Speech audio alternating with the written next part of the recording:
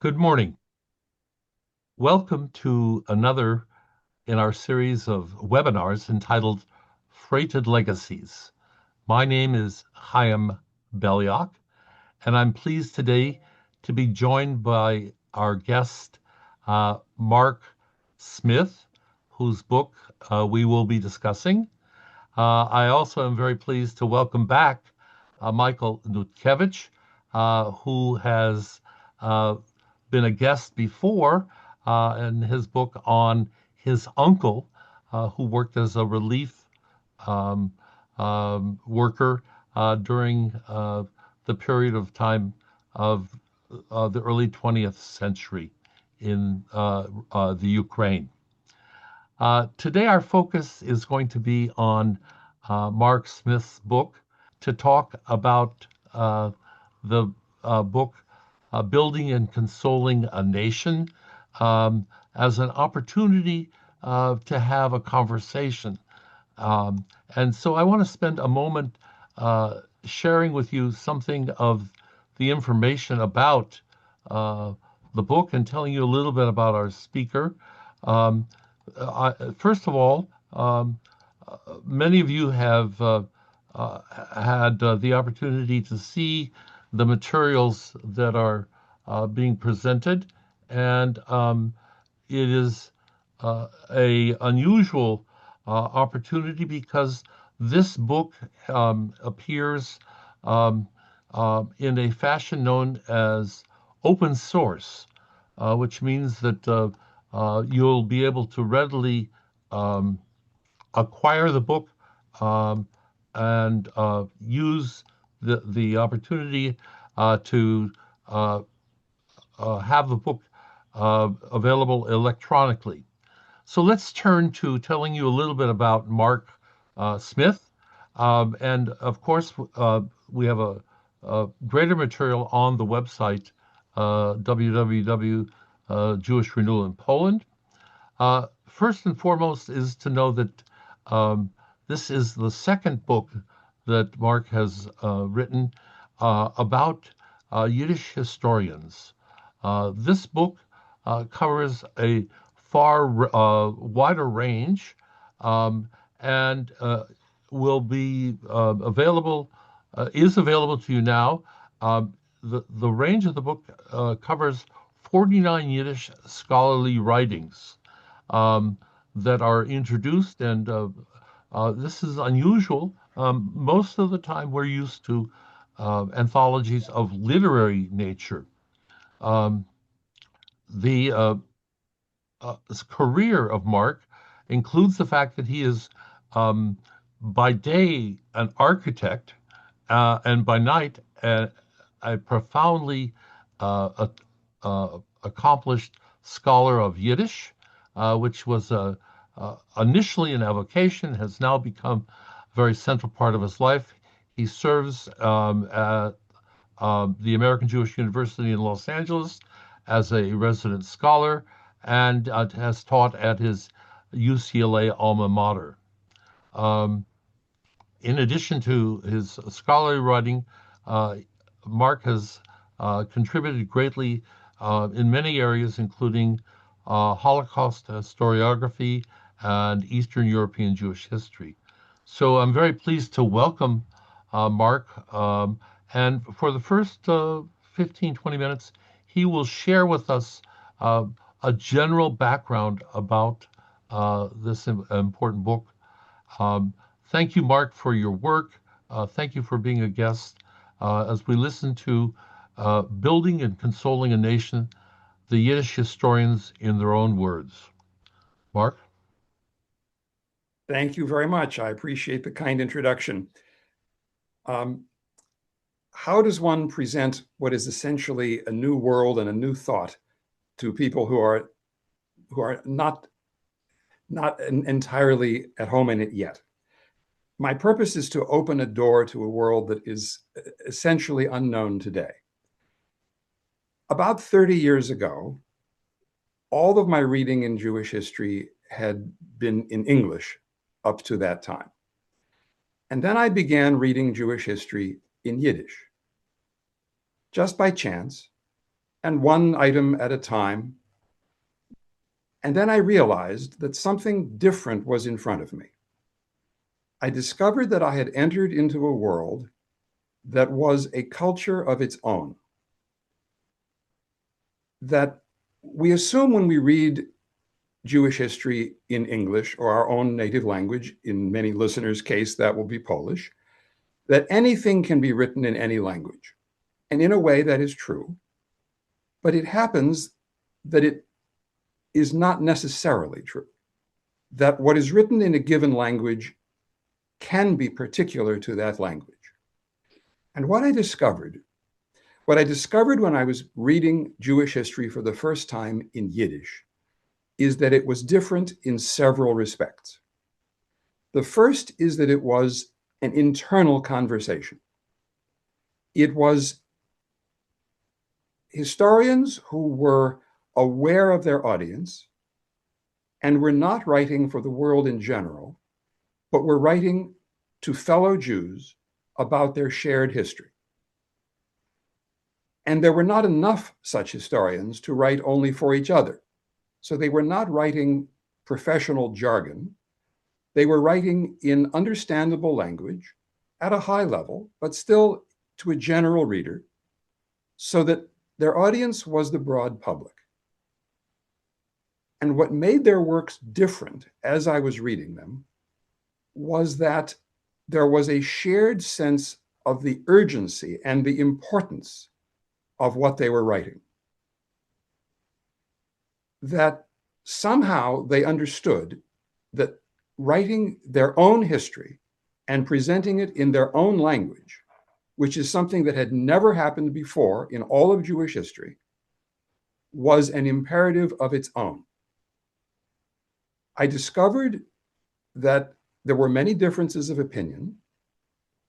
There were Marxists and non-Marxists, but historians who wrote Jewish history in Yiddish had certain things in common that were overriding. History in Yiddish as a modern professional undertaking begins approximately after World War I. And it comes into full flower in the 1920s and 30s, and then, of course, after the Holocaust as well. The Yiddish historians, as I have called them, considered themselves part of a project of nation building. They were aware that there was a secular national movement of Jews in Europe, largely in Poland, but not by any means limited to Poland, and that they could provide the intellectual apparatus behind the idea of a Jewish nation. They understood, like all the minority peoples in Europe, that a national history was the foundation of nation building. And there are many ways of interpreting information about the past.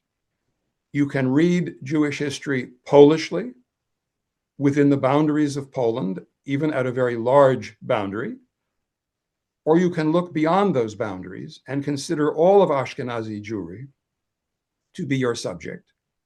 You could even go beyond those boundaries. But these historians saw their world as the Eastern European Yiddish-speaking Jewish people, who were at that time the great majority of Jews in the world. They wished to consolidate the idea of Jewish nationhood by projecting into the present the events of the past in a way that would lay the foundation of national self-awareness. Their topics were not the usual topics of history. They were not interested in wars or kings or political boundaries. They were interested in internal Jewish culture, internal Jewish politics, and of course, literature, and all the other aspects of Jewish life that make a nation. I've organized the book that you will find into various sections having to do with Jewish-Christian relations on the one hand, Jewish internal life on another, Jewish literature in Yiddish. And yes, they prioritized the Yiddish language. They privileged Yiddish as the medium of expression. And they went back to medieval times and collected and discovered the manuscripts and the books and interpreted them in terms of a national history. This was their purpose. Their focus was, as I mentioned, on the internal aspects of Jewish life. This was different. This had not happened before. In the past, in the 100 years before their time, Jewish history, as it was written in modern times, primarily in German, dealt with Jewish literature broadly, with biblical times, and with trying to portray the Jews as a people who could be assimilated into German society, who had a noble culture in the past, but who were now ready to be civilized, as it were, into German culture. That Jewish history was a past event. Whereas these historians in Eastern Europe took the view that Jews were a living people and that Jewish history was about a living people, not for the purpose of integrating them into Gentile society, but for the purpose of gaining respect and recognition as a national minority within that society, a completely different idea.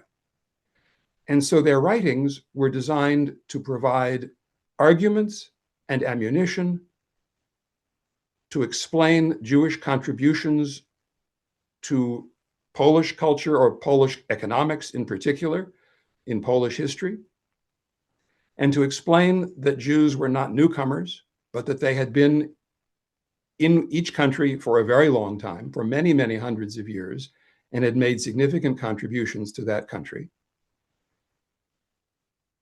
It was a literature in Yiddish of historical writing intended to build up the national self-identity and also to give the means from the outside to regard Jews as worthy participants in modern society on their own terms. Jewish historical writing in Yiddish blossomed slowly.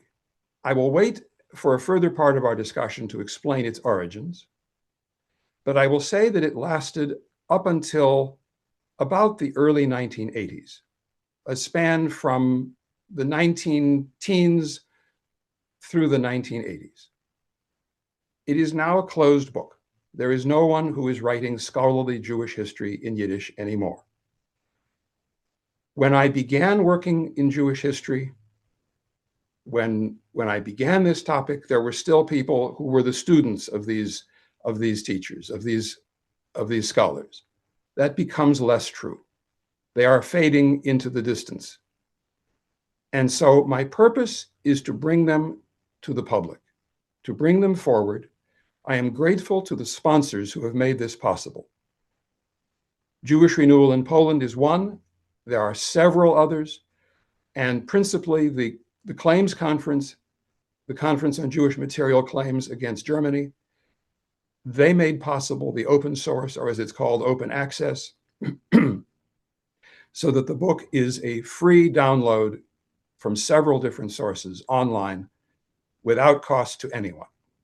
It's intended as a resource to be available. Now, let me turn to our host and our interlocutor. I know they have many questions, and I would like to use that format as we go on. Thank you. That's very helpful. And again, introducing Michael Nutkevich and myself. In your introduction, you explained a good deal of what I call the first term in your title, building. but a very significant part of the book has the second part, consoling. And I think it would be logical for you to maybe say a few words about that. Of course. Thank you.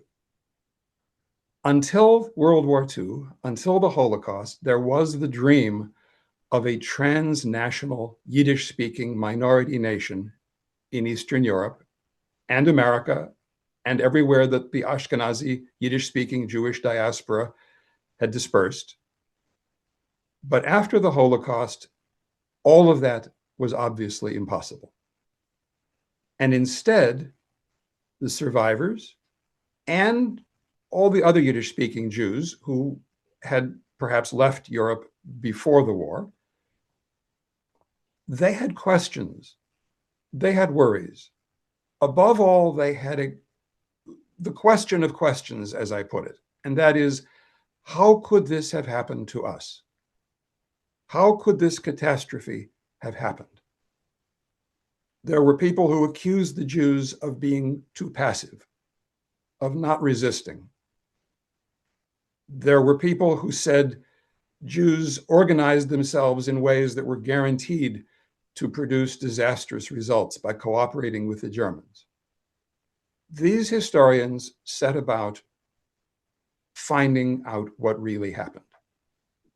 They began writing about the Holocaust in 1945, 1946. They had books in print by 1950. They wanted to know what took place so that they could, if possible, reassure people about Jewish behavior during the Holocaust. And they did this in two ways. First, they cataloged, in a sense, all the impediments to Jewish resistance, all the ways in which the Germans tricked and fooled and concealed and beguiled the Jews into their own destruction. And second, they created a very daring offense. And that was to say, it is wrong to talk about active armed resistance as if that was possible or as if the Jews could have succeeded in such an endeavor. The armies of Europe could not defeat the Germans. Why would you think the Jews could have done it? Instead, they looked at the fact that there were survivors. And how did those survivors manage to endure that period of time? They looked at all the quiet, the passive, the actually very active but not armed ways of remaining alive, of defying the Germans, of finding food, creating an economy that could buy goods, that could conserve goods, that could provide medicine and doctors and teachers, all the things without which there would have been no survivors. And this became a major thrust of their work and one of the most influential parts of their writings, that generations later, after translation and percolation, have become part of the way that people think about Jewish survival during the Holocaust today.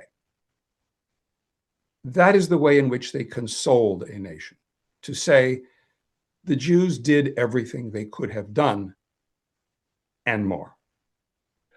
Can you perhaps reference some of the key people who wrote in that latter mode of consoling? I think of Yes, Friedman and others. sure. The first historian to do this was Mark Dvorzhetzky. He was a medical doctor before the war. He spent his life in Vilna, and he was a captive in the Vilna ghetto. He was a leader of the medical resistance, as he put it. And he then survived a series of German camps after that and became a Holocaust historian after the war. He moved to Israel. He was fortunate that he had excellent Hebrew skills as well, but he wrote primarily in Yiddish. His first book, A History of the Vilna Ghetto, is still one of the leading sources on events in the Vilna Ghetto because it was a wide-ranging history, not limited to his personal observations. He lived in Paris for a few years before going to Israel, and he became a leader of the survivors in Paris. He was an extraordinary person. And his book in Yiddish, once it was translated into Hebrew, won the first Israel Prize for Social Studies. But in 1946, he wrote an essay entitled Verschieden seien gewesen die Wegen, varied were the ways, in which he said, let us look past the idea of armed resistance. And he wrote in a very poetic fashion. It is great literature. It's in the book, in English.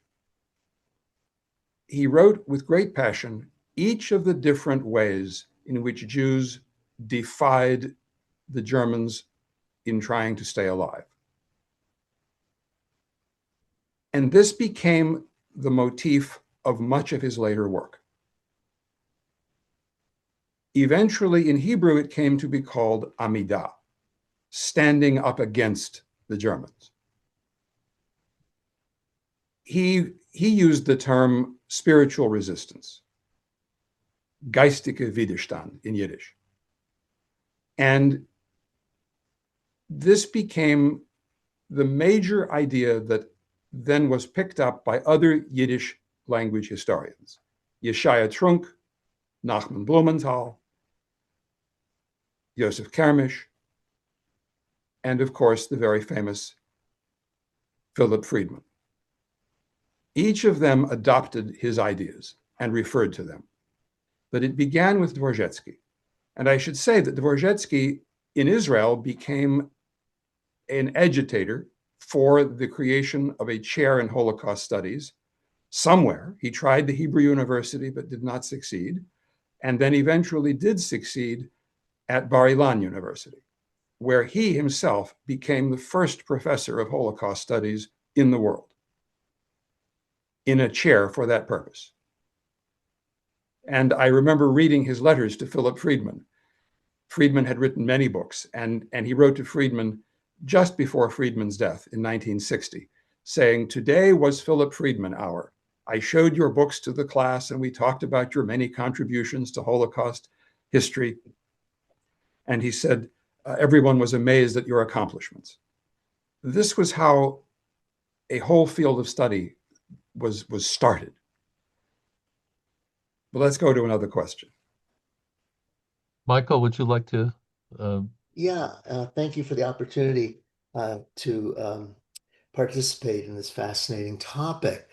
So, Mark, I have a question about the self-identity of the uh, people that you include in the volume.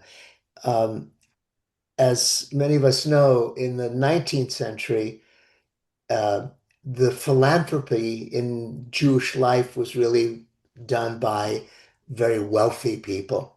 And then there was a switch around World War One in which the communal activists were, as I think you do mention in your book, lawyers, social workers, young university trained Jews.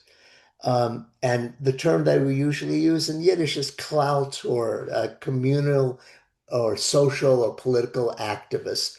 So my question is, and some of these were the ones who were also writing history, did they separate being a communal or social or political activist from their roles as professional historians? In fact, did they even think of themselves as professional historians? All right, a fascinating question. First, I would have to answer you to say, yes, they very much thought of themselves as professional historians, above all else.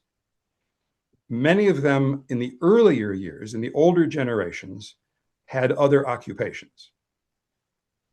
The first earliest historians in this field would be Saul Ginsberg and Israel Zinberg, both in St. Petersburg. Ginsburg was a lawyer by training, and he was secretary of the Society for the Promotion of Enlightenment Among the Jews. That was his way of earning a living. Zinberg was trained as a chemical engineer. He had his doctorate from University of Geneva, and he was the chief engineer at a chemical plant in St. Petersburg. But the later generations of these scholars had doctorates in Jewish history, sometimes from the University of Vienna, like Philip Friedman and Raphael Mahler, and others from the University of Warsaw or others in Poland. And the only problem they faced in terms of professionalism was that it was impossible to attain a university position before World War II in Jewish studies. Only one man achieved this, and that was Meir Balaban at the University of Warsaw. So that you could not earn your living as a professor of Jewish studies or Jewish history. Most of these scholars were teachers in Jewish secondary schools, sometimes Yiddish-oriented, sometimes Hebrew, sometimes Polish. And they used this as their way of supporting themselves while writing Jewish history. There is the organization known as YIVO, in the original, in the Jewish Scientific Institute, as it was called, that became a shadow university. It was founded in Vilna in 1925. Today it is in New York and has celebrated its centenary. Most of these figures were associated with YIVO. And YIVO had what they called the aspirantur program that offered graduate level courses for students in Jewish history and other aspects of Jewish studies. And they were teachers in that program. And so they had their own world of scholarship. They created journals, the YIVO Blätter, the historische Schriften in Yiddish also, so that they could publish in Yiddish. And they chose deliberately to write in Yiddish. There was no profit in doing so. It was a very limiting enterprise, but they wanted to write in their own language.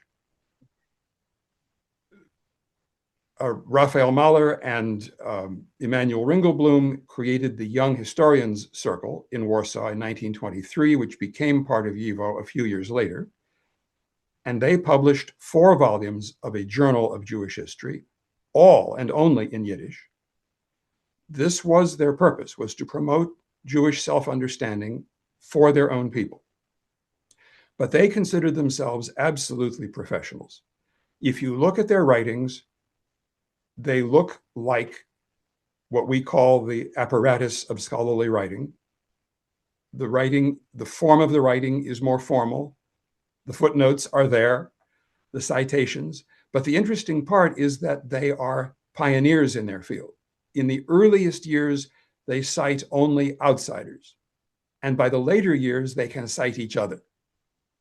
And you watch them building a field of scholarship. Unquestionably, they would have considered themselves professional. Now, as far as being a klal, a community activist, oh yes.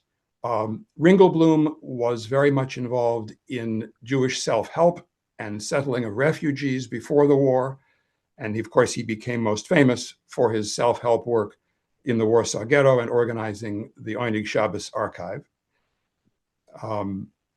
Others had, well, Max Weinreich was not principally a historian. He was a sociologist. He was the director and one of the founders of YIVO. That was his principal occupation. But I think most of these people would have said, yes, I am a historian. That is who I am.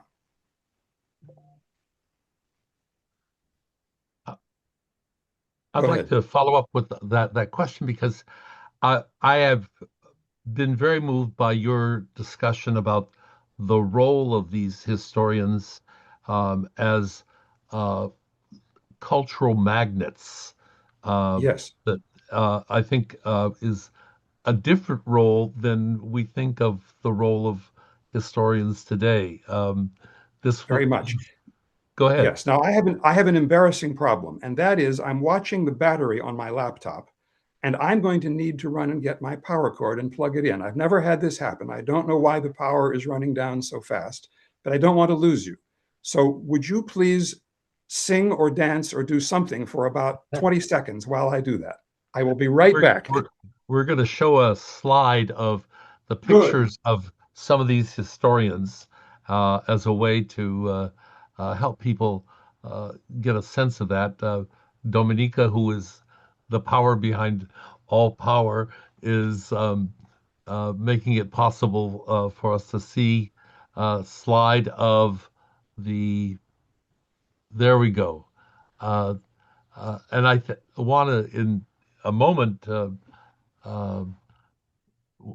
uh, since we have the opportunity, note that there are several women, and um, I want to talk uh, to Mark about not only the question of the role of these historians, but the special way in which a large number of these women and many others were in the process of becoming uh, first teachers, but um, uh, I would say recruiters for Yiddish writing in general, especially in the case of Rachel Auerbach. All Welcome right. back. Thank you. I'm back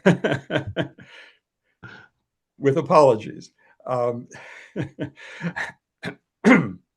now, your question is which one exactly? Well, You the want to know role of about? historians as Yes, fine. These historians were unlike historians today. Today, some historians are public figures, and that would be true in Jewish life or life in general. But these Yiddish historians were different. They had, because they were part of the whole process of building a Jewish national consciousness, they became indispensable to that effort. And they became very highly regarded in a way that's hard to imagine today. Um, People like me who have a doctorate in history and have taught Jewish history, um, we we don't expect people to take off their hats when we walk by. But in the case of these historians, that did happen. That they became part of the cultural elite of Yiddish-speaking society. When Well, let's talk about after the Holocaust. When a Yizkor book was being prepared about a given town or locality, very often the book had to begin with an essay about that town by a Yiddish historian, even ones who were no longer living. They, they very, very often used historical writing by Yiddish historians in the earliest Yizkor Bicher, which were in Yiddish primarily, then in more recent time in Hebrew. But in the 1950s and early 60s, they were largely in Yiddish. And the writings would be from these historians. Before the war, these historians were public figures. They would lecture, they would write. And the places that they wrote were not only scholarly journals. This is actually a very important point to make. All of Yiddish historical writing was intended for a general audience, not only for scholars. And that's a distinction, by the way, with an institution created at the same time, which would be the Hebrew University in Jerusalem, also in 1925, the same as YIVO in Vilna. Their journals were intended for scholars. And this point was made by historians that in Hebrew, you write for the scholars, and in Yiddish, you write for everyone. And this was their intent, because there was also a tradition of gathering information. The Jews did not have a state. Through all the centuries, the Jews did not have an archives. There was no material with which to write Jewish history until they would collect it. And the great founding figure of East European Jewish history, Shimon Dubnov, issued his famous call for sending in Jewish historical materials. To every private citizen, to every organization, send us your Jewish materials. And he created the archive that eventually became the YIVO collections and today is the most massive collection in Jewish history of Eastern Europe. But on the basis of that, they were able to write Jewish history and they felt the reciprocal obligation to tell that story back to the people so that it was a partnership. And in fact, I called it that in my first book, that I called it the lay professional partnership, that they were collecting information from people and giving it back. And this became especially true after the Holocaust in terms of oral history, interviewing of survivors. This is a field in which they pioneered, that they needed information and they knew that the only documentary information would be from their enemies. They could not let the Germans write Jewish history, that there were things written about Jews that were not written for the purpose of truth, but at best for propaganda. And so they interviewed survivors. Now, of course, not only in Yiddish, but the vast majority of interviews would have been in Yiddish. And the pioneer in this was personally Rachel Auerbach, who became part of the Philip Friedman Circle as he created the Historical Commission in Poland after the war. And then when they all moved to Israel in the early 1950s, she pioneered in creating that process at Yad Vashem and devoted her life to it. She is included in this book because even though she was not a historian, she is probably the only person in the book who was absolutely not a historian. She was a journalist, but she spent her entire career among the historians and being part of their enterprise in recording and telling Jewish history of the period. I'll segue from her to women in general.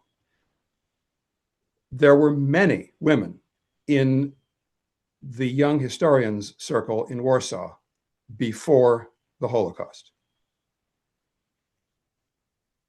A significant proportion, I won't say half, but perhaps a third, were women. Unfortunately, they had a much lower survival rate during the Holocaust than the men. Very few survived. It also happens that they had a lower rate of being published before the Holocaust. Whether they endeavored less to be published or whether they were chosen less is unknown. But the result is there were fewer published works by women historians before the war.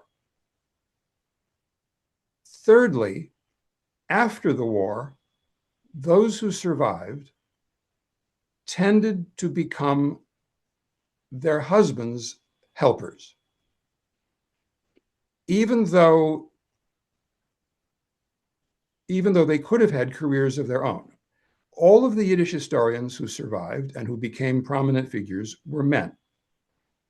And they had all lost their families and their wives during the Holocaust. Some of these historians hid out under the German occupation.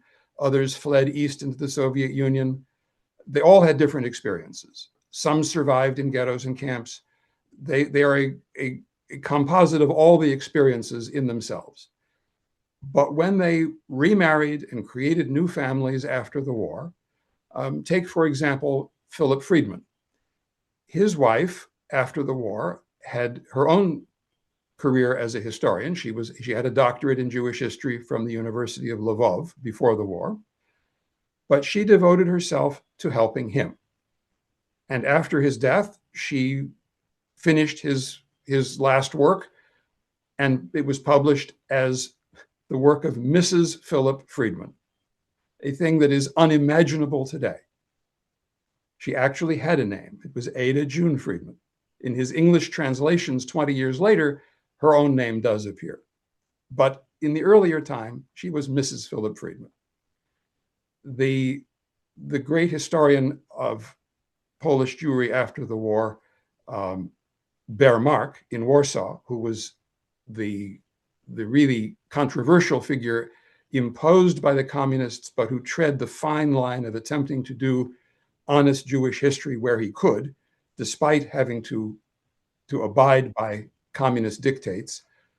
His wife, Esther Mark, was also a learned person. She was not a historian. She was more of a sociologist, but I've included excuse me, I've included a work of hers that was very important and published in Yiddish.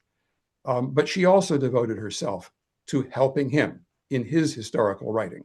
And she completed his last book in his name, I will add, not her own, but I mean literally his name, where she might have done work in her own name, but finished his. So for all of these reasons, we see women less. There is also one work in the book by a historian no one has ever heard of. Her name is Dina Yaffe in Yiddish. She was the only woman that I'm aware of or could find who had a doctorate in Jewish history before World War II and wrote and published in Yiddish. And she was killed by the Germans. But she undertook writing in Yiddish only, only in Yiddish. She undertook writing when she was already a wife and mother in her 40s. And she published a number of articles all about the city of Lublin. And she, though she did not survive, her son in Israel registered her at Yad Vashem to record her life and her death and listed her as historian for her occupation, despite the fact that she was primarily, I'm sure, a wife and mother. But he was proud or accurate to say historian. There were the women. I'll mention one other, and that is Rachel Vishnitzer. Her husband, Mark Vishnitzer, was an accomplished historian in many languages, and she became famous as an art historian or historian of art and architecture. And that was her niche, her area of specialization in Yiddish also. And she is unique in this book because she did not write in Yiddish. She was somewhat conversant in the language, but not capable of writing the language. She wrote in German, and her works were translated, but she wanted them to be translated and intended to be published in Yiddish. And so because she made the conscious choice to participate in that world, I have included her in the book. You will find one of her works also. I've made every effort to include as many women as could possibly be included because fate was not so kind otherwise. And I'm trying to set that balance right as best I can. So I'd like to ask Michael if you have more. Yeah, I have a question about translation. Because you've translated from the Yiddish. So reading the English, generally reading English translation of Yiddish historical essays feels different to me than reading English translations of Yiddish literature. Because in literature, the translator often strives to retain the Yiddish tam, as they say, the taste of Yiddish, the nuance of the language, often by choosing to retain a Yiddish word or the Lashon Kodesh, the Hebrew in the literature. So how did you address this issue when approaching your translations? All right. Well, I'm going to give you a two-part answer. The first part is to say that Yiddish historical writing, which is part of scholarly writing in Yiddish in general, is a form of literature that was recognized as literature in its own time. We see it as separate, but when these historians would be published, it would be sometimes in scholarly journals, but more often in popular publications. And I alluded to this before, and I want to say more on it. You would find essays or writings by these historians in the general Yiddish journals, the ones that had essays, that had short stories, they were not separated into their own place. And they would become highly honored members of those publications as well. When Philip Friedman wrote to an Israeli Yiddish newspaper in the 1950s to point out a mistake in something they had published, they ran a large headline on that page that said, "Correction received from Dr. Philip Friedman." It was an honor just to hear from him that they had been noticed. This is the degree to which they were well regarded by outsiders. The nature of their writing is different from what we know as literature. But when I came to reading their writings, and I have read now hundreds of scholarly works in Yiddish, often essays, but sometimes books, I recognize a different branch of Yiddish literature. I recognize it as a form of Yiddish expression. It is different. It's not as colloquial. It's not as homey. It's not as passionate as literature would be. But by comparison to what you might read in English, it is remarkably different. There is the use of we Jews, we experienced. The sense of importance of the story is taken for granted. If you write Jewish history in another language, you have to explain why your subject is important, why the topic of your article matters. They did not need to do that. There was a shared sense that everything they had to say about their shared Jewish past in Eastern Europe was by its very essence important. And so there was a layer of tension, a layer of emotion that you could feel they're going to unwrap, they're going to unveil something about our shared past that we didn't know and were eager to find out. And when they explain it in their type of Yiddish, which is a different type of Yiddish, it is a very educated, scholarly form of writing, I recognize it as being not like that writing in English. I recognize it as a language of its own. It is a branch of Yiddish literature that, frankly, should be recognized and included as such. And I know we have listeners who are more interested, some of them, in literature than in historical writing. And I would like to say to them, have an open mind about this, because to these people, they were engaged in a branch of Yiddish literature. When the anthologies were published of writings in Yiddish, these historians were included. I can think, for example, I can give you 4 examples. Before the war, there were all of these journals that I have mentioned that would include all kinds of writings without distinction. In the Warsaw Ghetto, before the ghetto was sealed and it was still possible to publish a book, 1940, there was a book published on Jewish resistance throughout the ages. It consisted primarily of fiction, but also writings by Yiddish historians, and the book was published in Yiddish. And there was no distinction. They went from one to another to another. Some were historical writings by scholars, and some were impassioned writings in fiction, and they were all mixed together. They did not separate by genres. When Shmuel Niger, the Yiddish literary historian, published his anthology called Kiddush Hashem in 1948, after the Holocaust, and it is an enormous volume. It's this thick, of writings all about Jewish martyrdom, which is unusual for historians to write about. He too included writings by several of these Yiddish historians that had already come out by that early date. There is an anthology that comes to mind that was published in Israel in 1992 by the Association of Yiddish Writers in Israel. And among all of the fiction and poetry, 2 of our Yiddish historians appear, Yosef Kermish and Mark Dvorzhetsky. you could not have had anthologies of Yiddish writing without including historians. Only in our very compartmentalized world today do we make this absolute distinction.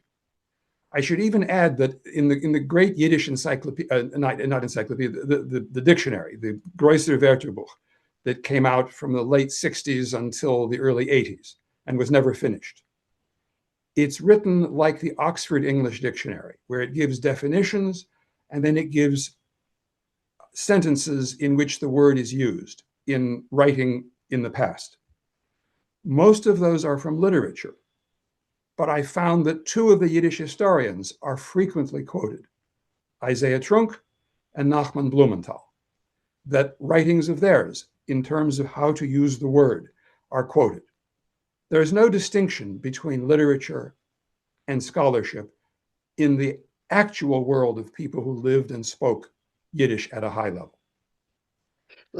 Now, as to translation, that second part of your question. Yeah. I made the most scrupulous effort to translate these writers faithfully. And by that, I mean several things. Number one, you will recognize my voice in all of my introductions to their works. I wrote an introductory essay in the book that is long and a short introduction to each piece. And you will recognize my voice consistently in those. And I do not believe you will hear my voice in any of these historians' writings that I translated. You will hear their voice. And what is unusual here is that most often when you publish a book of translation and it's done by one person, it will be about one person. It will be of one person's writings, like you did with your uncle's book, so that you get into his voice and you carry it through all the way. But in this book, there are actually 36 different authors of 49 pieces. And I have attempted to render each of them in their own way, that you will know that person. And I have done it by keeping wherever I could, as much as possible, their sentence structure. The sentence structure is different from Yiddish to English, of course, but sometimes they are similar. But I've tried to keep the breakdown of thoughts into the sentences that they put them in. I've tried to keep their paragraph structure. And above all, I have tried to keep what we would call their register. In other words, their use of higher or lower forms of expression. Were they being more formal or more colloquial? Were they being slightly, I don't want to say humorous, but lighthearted in the way they wrote? Or were they very serious? Were they being more scholarly or more general? Or perhaps more florid, more embellished, more lots of flowery words? All of those are preserved so that you get their personality.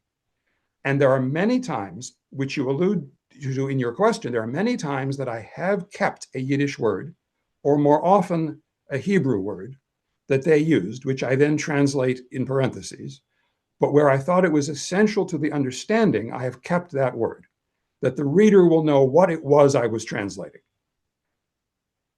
So I've tried to do all of those, that when you read these, and you will know that you are getting the real original as closely as it can be put into English. If there is anyone listening who wants to see the Yiddish original of any of these and cannot find it, I would be happy to provide it. They're all available easily online now. I mean, by me, I have them. Most of the works are not online, but I can easily give them to someone if they want to read their Yiddish originals. I think you will find that they are faithful. The only thing I have done is to abridge, to shorten a very great deal. Very few of these works were short enough to be used complete. You will find that I have 3 dots in many places, or that I've taken one section out of a larger work. But that is the only sense in which you are getting less than the total. So one of the things that I noticed, was the register and the voice of the Mayor Balaban essay on the triptych. I think that's the correct word in English, where he takes you through Lviv. Yes, Uh, yes, I, I I heard Balaban's voice yes, in that. I think that's a wonderful example of that. It's his uh, description of walking the streets of Lvov and all the the the Russian Jewish section and the German Jewish section. How this, I mean, I felt like I was in the city as you yes, described it, as he described it, and you presented it. yes. I did not try to professionalize their writings. I did not try to turn them into English proper prose in that sense. I will say, I did correct their footnotes. In the 1920s, 30s, 40s, they did not have the resources or the libraries at their disposal that we have today. And their footnotes tended to be full of mistakes. And I have not noted the mistakes, I have just made them correct. I was not about to republish mistakes. But in their sentences, in the essays, you get them as they wrote. And this to me is a something of an accomplishment to be able to hand people and say, yes, this is truly their voice. And I some want of to them are very invite. poetic.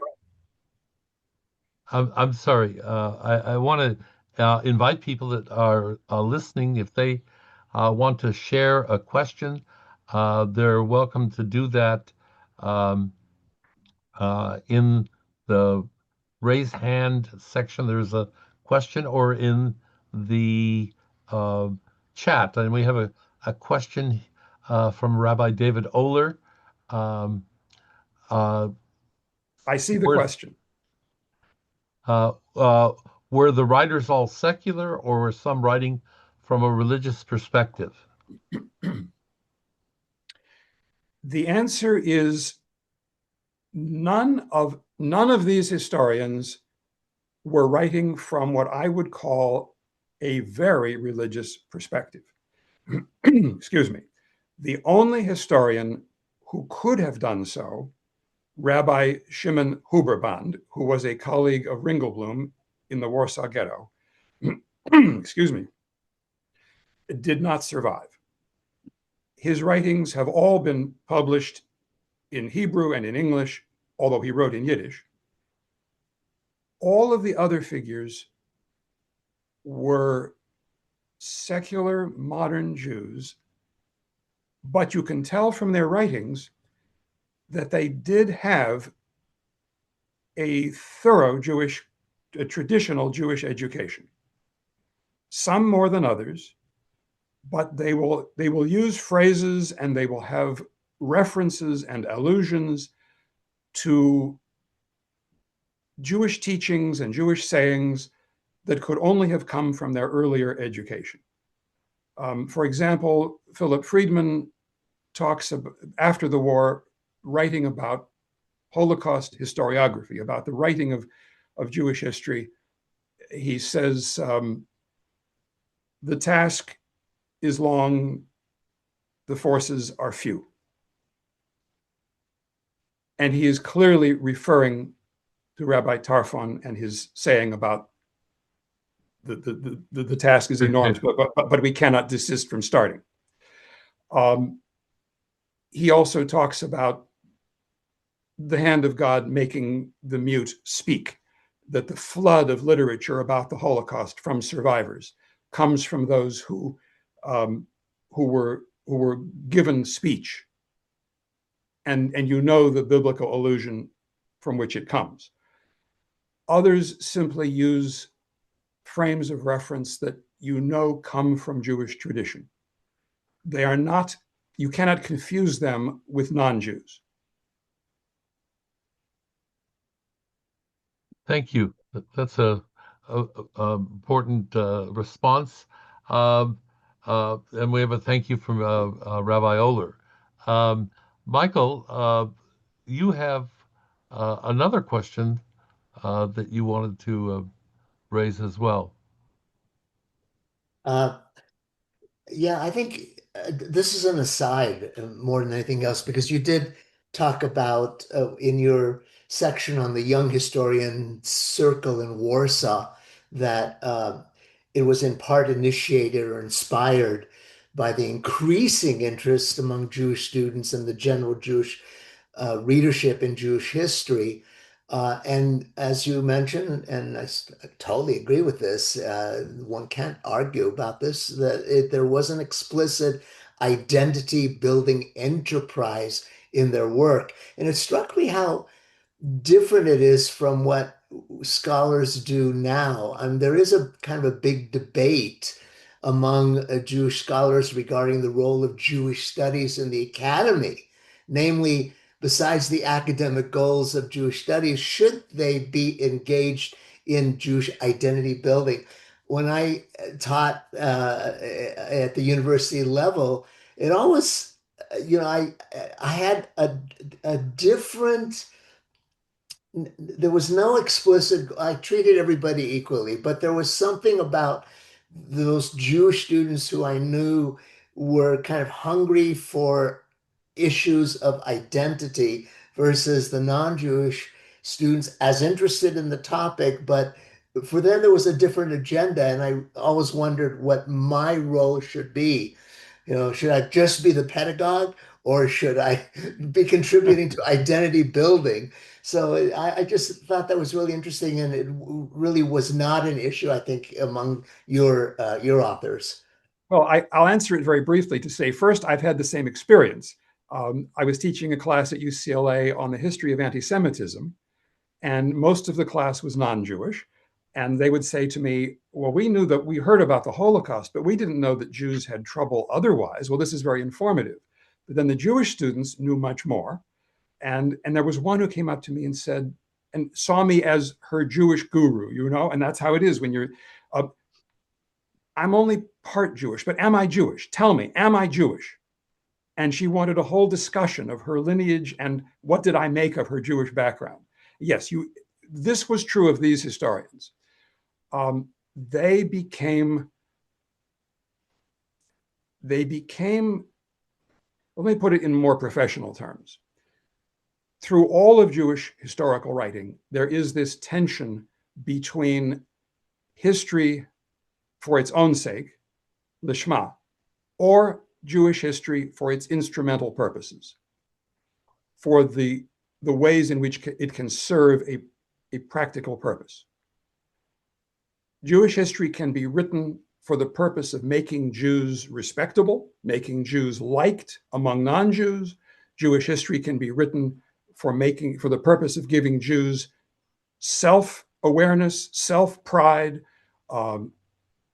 Yes, all of those elements are present in the work of all of these Yiddish historians, but never to an overbalancing extent.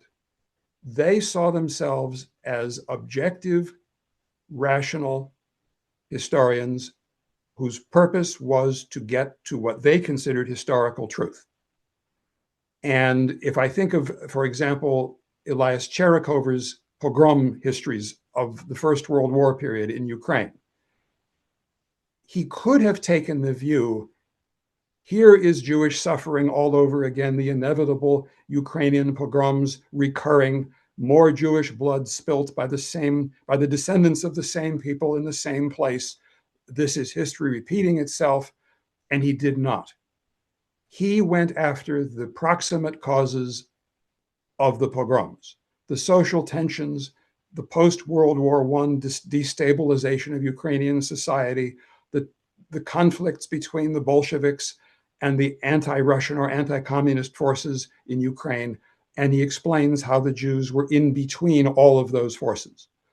And he goes so far as to say that it was more than a class conflict, it was a rural-urban conflict in which the great majority of the population who came back from World War I were, on the one hand, heavily armed, and on the other hand, destitute.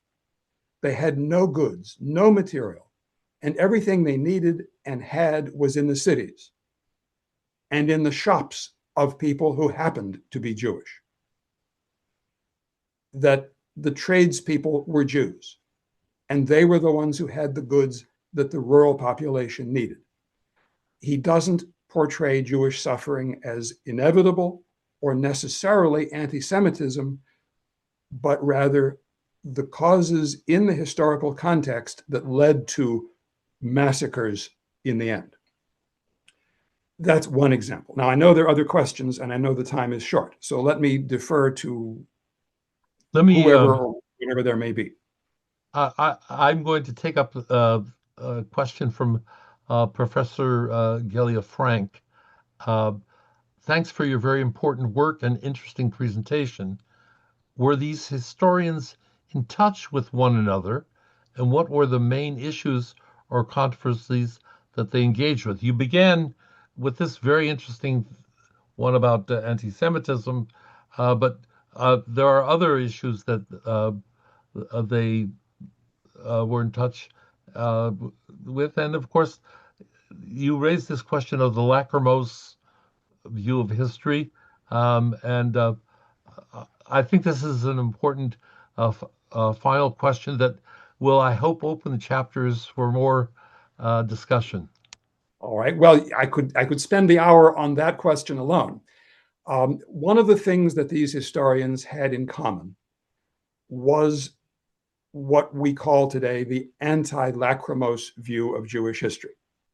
This comes from an article written by the great Jewish American, well, Galician Jewish American historian Salo Baron in 1928, in which he said we should turn away from the lachrymose view of Jewish history in medieval Europe. The Jews did not only suffer, they had wonderful and great accomplishments and a beautiful history. But these historians were doing that long before he said it.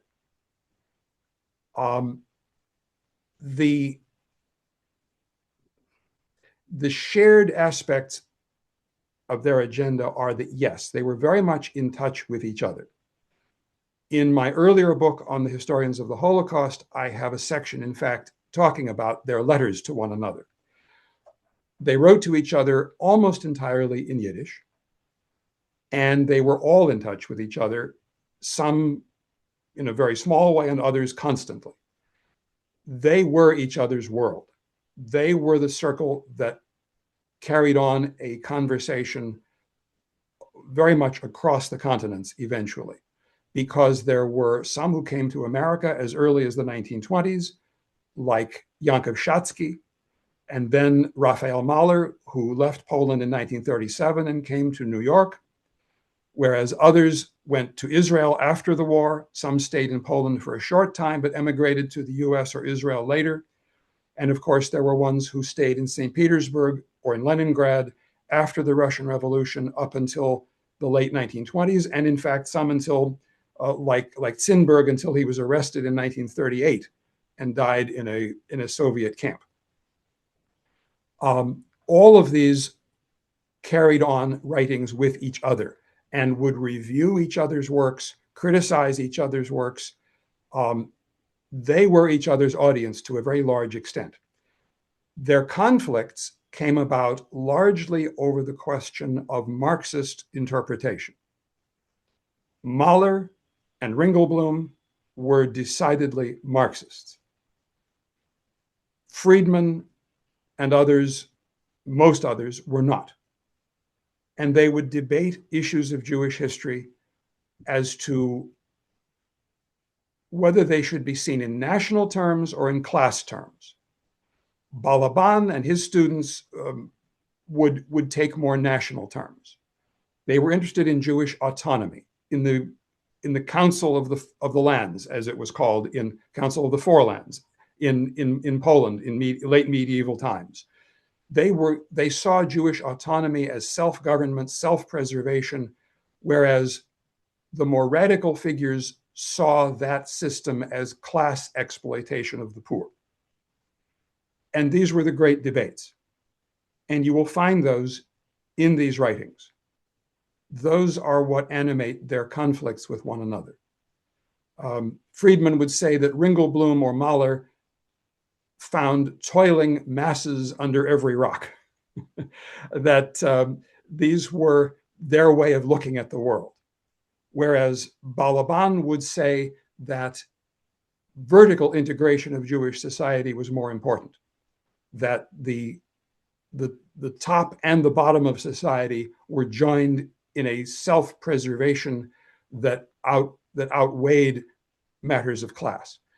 Both are right, of course. There is truth and fact to support both points of view. In the essay that you will find about the end of the Jewish self-autonomy in Poland, in the book, you will find that there's a whole description of the very small proportion of the budget that went to actual help for the poor.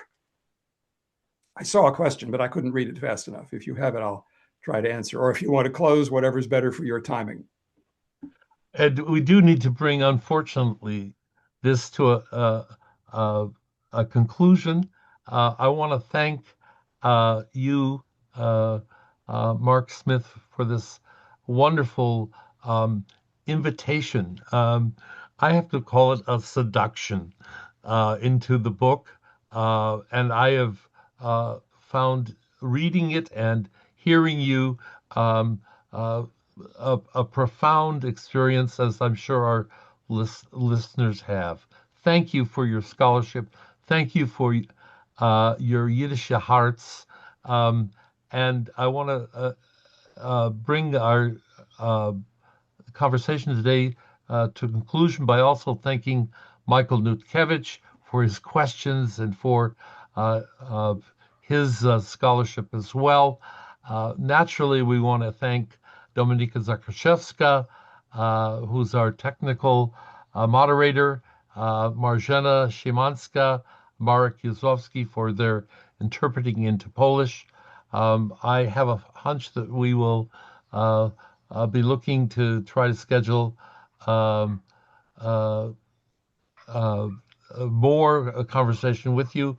I see other questions uh, that are coming up, and I just want to conclude with inviting people to keep in mind that if you live in the San Francisco area, uh, you are invited to I'm sorry, I've got the wrong uh, thing up here. Sorry. Uh, you are invited to a presentation of the play, Our Class, which will be um, performed uh, here. I think I get it here. There it is. Um, you here in San Francisco, and for those of you who followed our work, uh, we have a online now the conversation with the director Igor Goliak. Uh, you'll be able to get information about the play, which will be playing at the Z Space Steindler stage, and that'll be from March 27th to April 5th. We will reconvene in our Freighted Legacy format in April, where we'll have a discussion of the role of Jewish philanthropy in the revival of Jewish life in Poland post World War II, and a conversation about the work of Zygmunt Rolat, who was a survivor and a key person in the development of Jewish life post World War II. I want to thank our uh, our teacher and scholar Mark Smith once again, Michael Nutkevich, and everyone that's participated. Let me wish you a Ziesen Pesach, and thank you all.